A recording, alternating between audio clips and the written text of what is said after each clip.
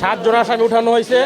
10 দিনের রিমান্ড আবেদন করেছিলাম, বিজ্ঞ আদালত সন্তুষ্ট হয়ে 8 দিনের রিমান্ড মঞ্জুর করেছে।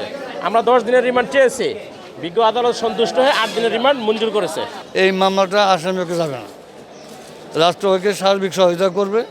আবার আমরা চাই এই মামলা পুলিশ যদি আন্তরিক হয় অত দ্রুত মামলা চার্জশিট দিবে, এবং যদি পুলিশ আন্তরিক হলে আমরা 6 মাসের মধ্যে মামলাটা কমপ্লিট করতে পারবো।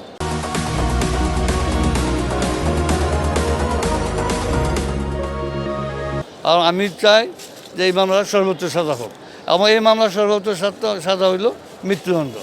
আমরা এই যে কামনা করি। আর দিতে পারে মামলা, ডিএনএসের ব্যাপার আছে, আর কেউ জড়িত আছে কিনা তাকে গ্রেপ্তারের ব্যাপার আছে, দিতে পারে। জাতকে চাঞ্চল্যের মামলা পুলিশ 8 দিন, পুলিশ 15 দিন যেমন দিতে পারে, এই মানে 8 দিন দিতে খুব বেশি না, দিতেই পারে। কিন্তু সিনিয়র আইনজীবী হিসেবে এটা সর্বোচ্চ বিচার চায়।